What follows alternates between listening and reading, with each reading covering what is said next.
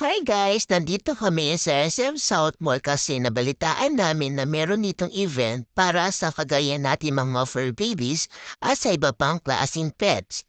At pupuntahan namin yung friend ni Papa na nagtitinda ng scarf para sa mga fur babies. At suot na pala namin itong damit na gawa ni Mama para sa amin. Di ba ang ganda-ganda? At ang kulay-kulay? Nakapasok na nga pala kami sa loob nitong South Mall. Ang laki-laki pala nito at ang daming tao. Siguro dahil may event kaya ganon. So napatuloy lang kami sa aming paglalakad. At na-enjoy naman namin kasi ang dami namin nakikita sa paligid, ang dami-daming tao. At ang sasaya ng mga bata naririnig namin. Habang naglalakad ay nakaramdam ako na nawiwiwi na ako. Kaya sabi ko kay Mama, wait lang po, iihi lang po muna ako.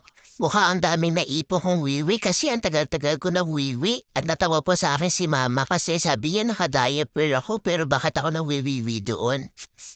After ko magwiwi ay nagpatuloy na kami sa paglalakad para makarating na kami doon sa event area.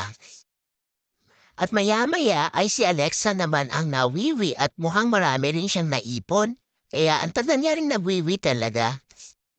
After magwiwi ni Alexa ay napatuloy na kami sa paglalakad at hindi ng tagal ay nakarating na po kami sa event area. Marami kami nakitang faux friends dito na naka-costume. May lang namin nalaman na meron palang costume contest. Ang team ay safari. Sana nalaman namin ng maaga para sana nakapagdala kami at nakasali kami sa contest. Pero okay lang, sa susunod na lang huli kami sasali. Ang ganda nga pala ng mga costume ng mga po-friends dito. Ang cute nila. Merong maliit, merong malaki. Kaya nakakatuwa talaga silang tignan. At dahil hindi naman kami makakasali sa contest, kaya ang sabi ni Mama ay na mag-ikot na lang daw kami sa mga booth at magtingin-tingin ko anong meron at kung meron kami mabibili para sa amin. At pupuntahan din namin yung friend ni Papa. So ngayon ay nandito kami sa may booth area. Dito makikita yung mga sari-saring paninda para sa mga fur babies. Alam nyo ba na ang gaganda ng mga scarves, clothes, bags, collars, meron din silang treats at kung anong-ano pa na para sa atin. So habang naglalakad kami ni Papa at ni Mama ay nakakita ako ng mga po friends na ang cute talaga nila, ang gaganda nila. So yun, so lumapit na nga ako sa kanila para makipagkilala. So amoy-amoy lang tapos lakad na uli kami. Ang dami talagang taong pumunta para makisa dito sa event na 'to.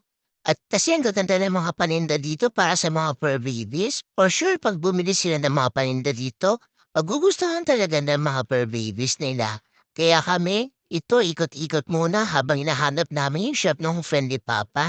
Ikot-ikot lang, ikot-ikot lang, ikot, ikot. At yun na nga, nakita na namin sila. At dito na kami magfi-feeling model ni Alexa kaya panoorin nyo hanggang dulo. Maraming salamat po.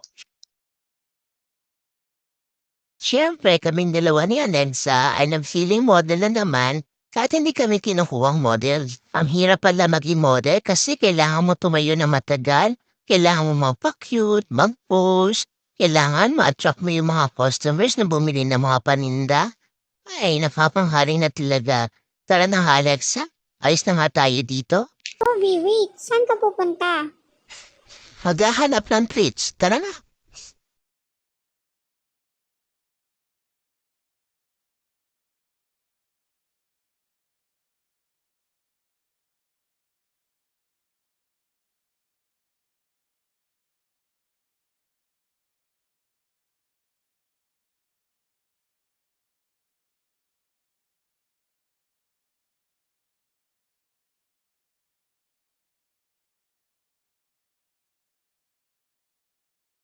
Follow and share.